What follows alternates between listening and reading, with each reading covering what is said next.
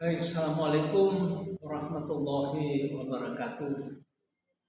Alhamdulillah, perkenalkan nama saya Dr. Haji Muslihin Rais.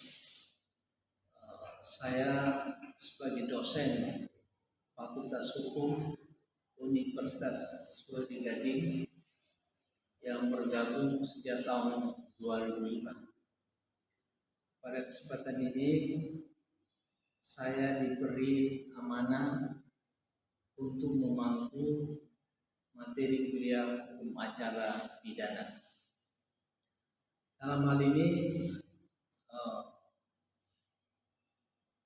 adapun pencapaian daripada materi kuliah hukum acara pidana ini adalah mahasiswa dituntut agar supaya mampu memahami teori asas-asas hukum acara pidana, baik mahasiswa mampu mencari permasalahan di bidang hukum, khususnya hukum acara pidana, di mana mahasiswa dapat mengerti dan memahami bagaimana penyelesaian persoalan hukum yang terjadi di tengah-tengah masyarakat. Nah, tentu saja mahasiswa diharapkan agar supaya proaktif di dalam mengikuti serta mengawal dalam setiap perkembangan hukum, khususnya hukum acara pidana di tengah-tengah masyarakat, agar penjabaran hukum itu bisa tercapai dengan baik. Nah, tentunya mahasiswa di sini diharapkan agar mampu melahirkan suatu penelitian hukum, kemudian makalah-makalah hukum yang menjadi salah satu sumber pengetahuan yang bisa dijadikan sebagai bekal kepada mahasiswa atau masyarakat lainnya. Nah, tentu saja mahasiswa mampu membuat makalah tentang hukum acara pidana itu sendiri, agar supaya persoalan-persoalan hukum itu dapat dipahami dengan baik. Nah, ini memberi bahasan tentang pengertian dan ruang lingkup hukum acara pidana, hukum acara pidana yang berkaitan tentang asas-asas dan perundang-undangan yang terkait lainnya. Dan ruang lingkup hukum acara pidana dan asas-asas atau prinsip-prinsip hukum dalam Undang-Undang Nomor 8 Tahun 1981 tentang Kitab Undang-Undang Hukum Acara Pidana. Nah, materi kuliah hukum acara pidana ini tentu saja 3 SKS yang mana merupakan materi kuliah wajib yang harus diikuti oleh mahasiswa agar supaya ini menjadi suatu dasar penilaian kepada dosen agar mahasiswa ini betul-betul menerima atau memahami materi kuliah ini dengan baik. Harapan kita seperti itu. Saya kira demikian yang bisa saya sampaikan. Terima kasih. Assalamualaikum warahmatullahi wabarakatuh.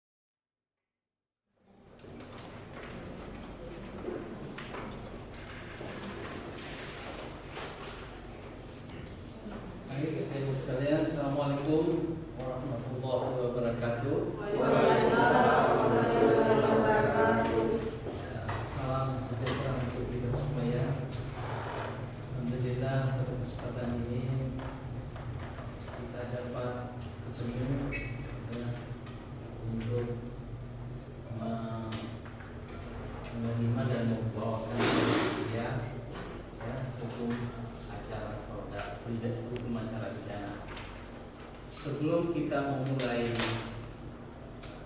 materi kuliah hukum acara pidana ini, terlebih dahulu saya ingin perkenalkan kepada adik-adik sekalian bahwa nama saya Dr. Haji Muslihin Rais SH.MA, dan saya menjadi dosen di Fakultas Hukum Universitas Sriwijaya ini sejak tahun 2005. Ya, pada kesempatan ini saya diberi amanah untuk memangku materi mata kuliah hukum acara pidana. Saudara sekalian, pada kesempatan ini tentu adik-adik sekalian ya terlebih dahulu harus memahami bahwa dalam mengikuti perkuliahan hukum acara pidana yang saya bawakan ini, tentu ada beberapa hal yang perlu diperhatikan. Ya, pertama adalah adik-adik sekalian harus disiplin, ya, mengikuti perkuliahan ini. Yang kedua, adik-adik sekalian harus punya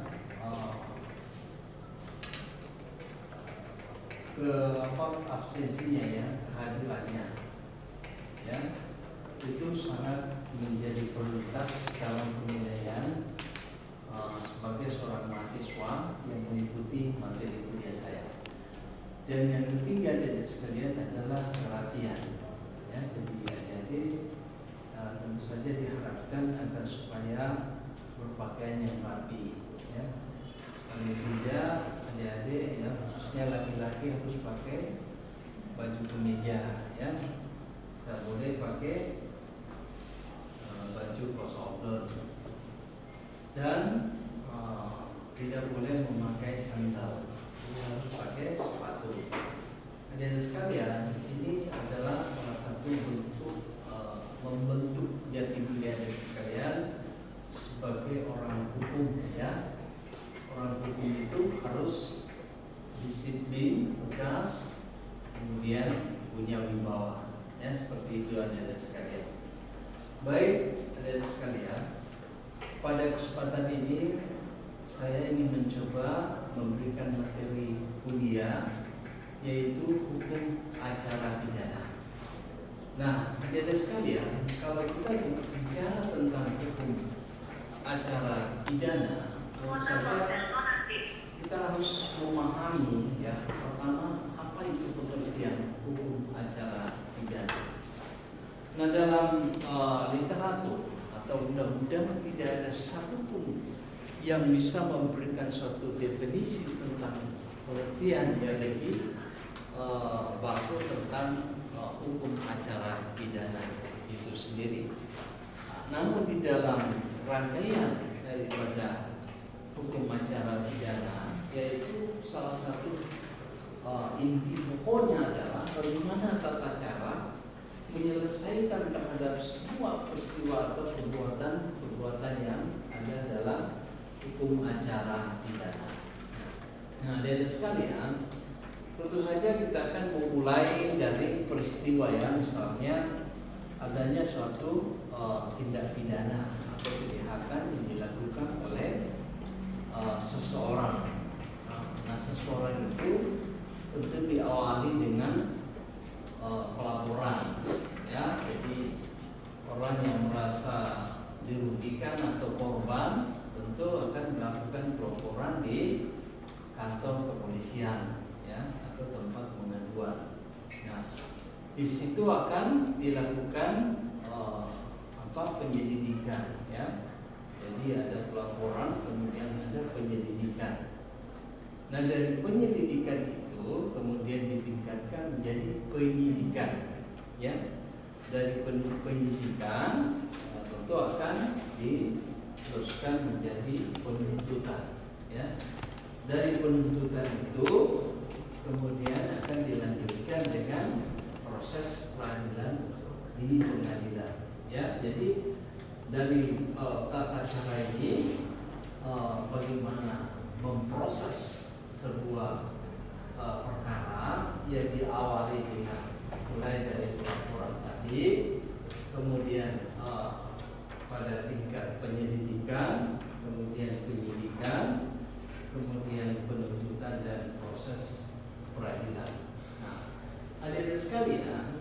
kalau kita bicara tentang penyelidikan, berarti pihak kepolisian masih melakukan suatu penyelidikan untuk menemukan apakah betul ada peristiwa terjadinya tindak pidana atau bagaimana dari situ akan memulai dari penyelidikan ini tentu saja itu harus berdasar pada KUHP Kitab Undang-Undang Hukum Acara Pidana itu menjadi suatu acuan dasar daripada seorang penyidik kepolisian harus berdasar pada KUHP Kitab Undang-Undang Hukum Acara Pidana.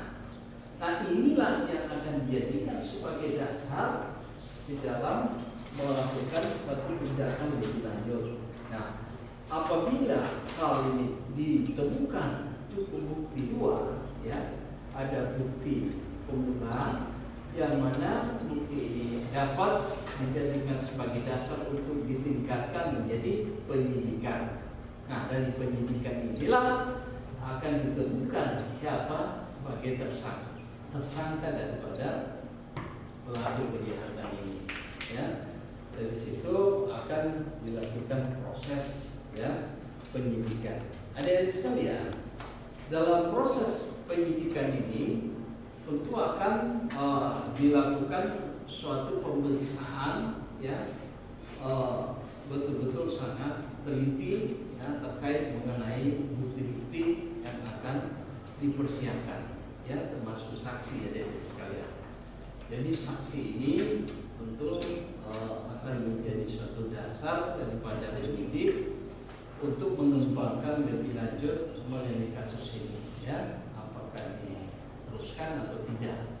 Jadi kalau misalnya memungkinkan dari cukup bukti, maka dalam proses penyidikan ini akan dilanjutkan. Nah, dari proses penyelidikan tentunya pihak penyidik kepolisian akan mempersiapkan segala sesuatunya terkait mengenai kasus yang akan diselidiki, kasus yang akan diprosesi pada tingkat penuntutan. Dari situ nanti kejaksaan akan melakukan suatu verifikasi berkas apakah memenuhi syarat untuk diterima sebagai terdakwa atau P21. Nah, dari sini akan dipelajari berkas yang diajukan itu apakah sudah lengkap atau belum Jadi apabila berkas itu dipandang bahwa belum cukup atau belum lengkap, maka di situ jaksa akan memberikan petunjuk yang namanya P18 atau P19. Jadi sekalian, jadi P18 ini, P19 ini berarti itu salah satu kode yang akan digunakan oleh pihak kejaksaan di dalam menilai sebuah berkas yang dikirimkan ke penyidik ke kejaksaan. Apakah berkas ini memenuhi syarat atau belum lengkap atau masih perlu dilengkapi. Jadi ada tadi P18 dan P19. Namun apabila berkas itu dipandang bahwa sudah cukup, maka tentu saja dapat dinyatakan bahwa sudah P21. Artinya P21 berarti berkas ini dipandang sudah lengkap. Nah, kalau berkas sudah lengkap, berarti pihak kejaksaan akan meminta kepada penyidik agar supaya berkas tersebut dikirim bersama dengan berkas dan tersangkanya Jadi tahap 2 ini tentu ada sekalian di mana berkas dibawa oleh penyidik beserta dengan terdakwa tersangkanya dibawa untuk diserahkan ke kejaksaan. Dan secara otomatis kewenangan kejaksaan yang menjadi dasar daripada kewenangan mutlak yang harus siap untuk disidangkan. Kemudian pengaduan dan dari situ ditingkatkan menjadi penyelidikan, ya. Dari peradilan ini akan melahirkan sebuah putusan, ya, bahwa apakah seorang yang melakukan suatu tindak kejahatan itu diberikan suatu hukuman, ya, yang sesuai dengan setimpal dengan perbuatannya, ya. Jadi hukum acara pidana ini adalah mengatur tentang tata cara bagaimana menyelesaikan sebuah kasus, ya. Jadi adik-adik sekalian, jelas sekali bahwa di dalam hukum acara pidana itu dapat dikenal dua, hukum materil dan hukum formil. Nah, hukum acara pidana itu adalah hukum formil, ya. Bagaimana tata cara menyelesaikan terhadap semua perkara atau kasus yang muncul. Saya kira adik-adik sekalian, dalam memahami dan mengerti tentang hukum acara pidana, saya kira tidak terlalu sulit. Yang penting adik-adik bisa membedakan, ya, mana hukum acara pidana, mana hukum. Jika kita bicara tentang adanya suatu tindak pidana pencurian, ya, berarti itu diatur di dalam pasal 362, ya. Berarti kita bicara pasal tentang 362, berarti itu adalah bicara tentang hukum pidana, ya. Sementara tata cara penyelesaiannya berarti diatur di dalam KUHP, berarti kita undang-undang hukum acara pidana. Yang mau bertanya, ya, silakan. Ya, silakan. Namanya siapa? Martin, Pak. Ya, Pak Martin. Martin. Ya. Terima kasih, Pak. Silakan Pak Martin. Ya, saya sangat tertarik, Pak. Tadi Bapak berbicara mengenai tentang mulai dari pelaporan, penyidikan sampai terus pengadilan. Ya. Tadi ada Pak yang saya mau tanyakan sini, kan di kepolisian itu Ya. kita buat polisi maksudnya membuat BAP, Pak, ya. Iya. Nah, lalu BP ini kan ditindaklanjuti sampai pada proses diserahkan kepada kejaksaan. Nah, kan biasanya itu seperti Bapak bilang sebelum P21 misalnya kejaksaan mengirim balik kepada kepolisian, tadi Bapak bilang P18 atau P19. Iya. Nah, pertanyaan saya gini, Pak, itu jangka tenggang waktunya itu berapa lama, Pak, pengembalian itu? Mungkin ada batasnya, Pak. Iya, baik. Jadi di dalam mengenai aturan tentang jangka waktu untuk pengembalian berkas sebetulnya tidak diatur di dalam literatur, ya. Tetapi dengan perkembangan hukum sekarang itu diminta agar supaya di dalam proses penyelidikan dalam pengembalian berkas itu harus betul-betul terukur dan terstruktur. Ya, paling tidak adalah 14 hari atau kalau mampu 1 minggu, ya.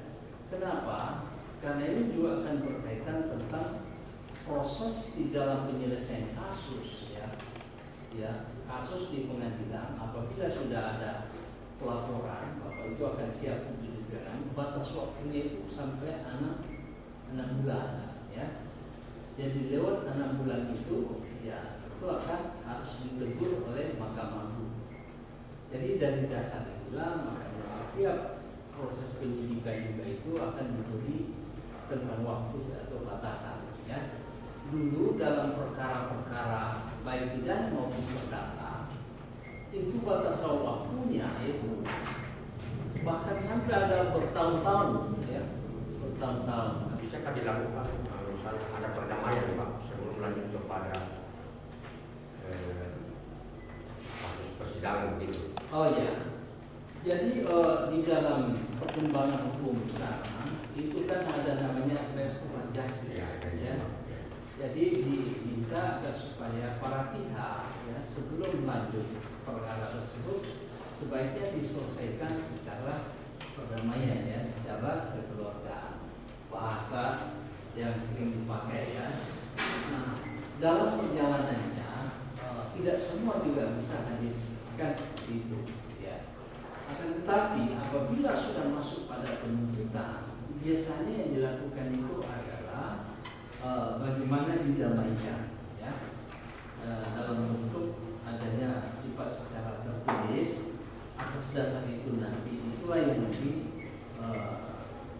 ajukan di depan persidangan untuk meringankan terhadap vonis atau putusan yang akan dilahirkan oleh majelis hakim. Jadi tidak serta-merta langsung dicabut begitu saja, ya. Tapi tetap harus berlanjut. Kira begitu ya, ada lagi yang lain? Ya, siapa namanya? Perkenalkan saya Alvina. Saya mau bertanya Pak, Silakan. kira-kira secara umum apa tujuan dari hukum acara pidana itu sendiri Pak? Oh ya, saya kira tujuan hukum acara pidana itu sendiri adalah satu, memudahkan di dalam menyelesaikan terhadap proses perkara. Ya, jadi bagaimana dibuat secara sederhana dan secara mudah di dalam menyelesaikan terjadinya suatu perkara yang tidak pidana. Nah, kalau tidak ada hukum acara pidana, saya kira agak rumit untuk menyelesaikan dan berpedoman di mana dia dasarnya. Yang kedua, dengan adanya hukum acara pidana ini memberikan suatu pelajaran kepada penegak hukum, baik pengacara, polisi, kemudian hakim dan jaksa, agar supaya ditertibkan. Satu, tetap merujuk kepada undang-undang, ya, tidak boleh maunya kejaksaan harus begini, maunya penyidik harus begini. Berarti di situ terjadi suatu tumpang tindih, ya. Nah, oleh karena itu hadirnya hukum acara pidana itu adalah menyederhanakan dan menertibkan agar supaya penegakan hukum itu betul-betul bisa berjalan dengan baik. Kira begitu ya. Ada lagi yang lain? Ya, silakan. Pak, kan biasa tuh Pak, kan kalau di melapor nih terus yang tentukan di situ hukuman pidananya anggota atau kejaksaan, karena biasa ada anggota yang tentukan yang kasih pasal-pasal begitu, jadi kayak semena-mena dikasih pasal di dalam laporannya begitu Baik, jadi adik-adik sekalian, di dalam melakukan suatu pelaporan, tentu seorang penyidik harus betul-betul memahami bahwa apakah sebuah laporan itu, ya, pertama didasari oleh aturan, ya, karena semua bentuk pelaporan itu harus berdasarkan pasal 1, ya, asas legalitas, dan tidak mungkin akan diproses suatu perkara kalau tidak ada hukum yang mengatur, ya. Jadi seorang melaporkan itu harus ada unsur pasalnya yang jelas, ya. Misalnya kita melaporkan terhadap penganiayaan, ya, saudara misalnya telah dipukul, ya, misalnya di, ya, tentu Anda melaporkan bahwa saya telah dianiaya, berarti sangat jelas diatur di dalam pasal 351, ya, tentang penganiayaan. Berarti ini unsurnya akan dikaji, apakah terpenuhi atau tidak. Nah, kalau misalnya terpenuhi dan dasar itu, ya, itu yang harus diteruskan, dan tidak boleh melakukan suatu penambahan pasal di luar daripada pelaporan yang dilakukan oleh pihak pelapor, ya. Jadi kalau menambah pasal ini, wah, ini juga akan beresiko dan berakibat fatal nantinya dalam proses penuntutan, ya, karena ini akan dilakukan suatu verifikasi berkas, ya, seperti itu. Jadi betul-betul kasus itu adalah dilaporkan berdasarkan dengan unsur pasal yang sesuai, ya, kira begitu. Ada lagi yang lain? Silakan, namanya siapa nih? Perkenalkan Pak, nama saya Udi Fritz Johannes Hubert, biasa dipanggil Fritz. Iya, silakan Fritz. Ya, materi yang cukup menarik yang Bapak bawakan tadi tentang hukum pidana dan hukum acara pidana. Ya. Nah, di sini saya ingin bertanya Pak, persoalan pasal per pasal. Artinya saya contohkan mungkin di pasal narkotika yang ada 3. Kalau tidak salah itu 114, 116 sama 118. Iya. Nah, dengan pasal 362 sama 363. Nah, itu Pak kan sama-sama pencurian. Ya kan? Cuman kenapa dibedakan pasalnya? ada 362, ada 363, padahal sama-sama pencurian. Begitupun dengan pasal 170 sama pasal 351 yang pemukulan. Itu kan sama-sama aja memukul, cuman berbeda pasalnya, Pak. Ya. Benar begitu. Baik, jadi kalau kita bicara tentang pasal ya, itu saya kira sudah dirumuskan oleh para pakar hukum bahwa terkait mengenai penempatan pasal ya di dalam undang-undang itu sendiri itu sudah dipertimbangkan dengan matang ya. Memang kalau kita lihat konteksnya ya sama-sama, tetapi pada memaknainya itu yang berbeda dari sekalian ya.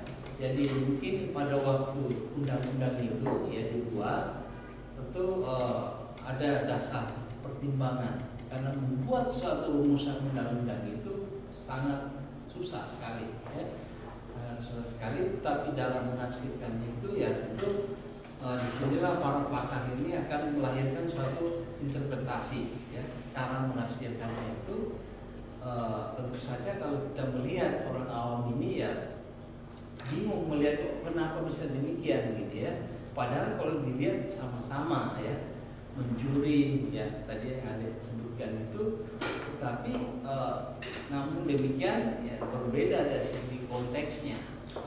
Nah, jadi ini saya kira kalau bicara tentang mengenai kenapa bisa beda, ya tentu itulah tadi kita melihat dari sisi latar belakang daripada perumusan undang-undang itu sendiri ya. Nanti dicari apakah unsur pasal itu diterapkan misalnya dalam kasus ini sesuai atau tidak ya. Yang menjadi persoalan ketika misalnya memproses kasus tetapi diambil dalam pasal yang tidak bersesuaian, itu yang menjadi problem ya. Jadi saya kira seperti itu ada. Ada lagi yang lain? Saya kira kalau sudah ini ya, sudah dimengerti dan dipahami dari sekalian, maka pada kesempatan ini saya sangat berterima kasih sekali kepada Anda sekalian, di mana materi kuliah yang saya bawakan ini dapat dimengerti, ya, dipahami, dan kita bersyukur sekali karena sempat terjadi suatu diskusi dengan baik. Dan dari sekalian tentunya saya sangat berharap ya semoga materi kuliah ini menjadi manfaat ya, bermanfaat bagi Anda sekalian ya, terutama dalam pemahaman tentang ilmu hukum itu sendiri ya.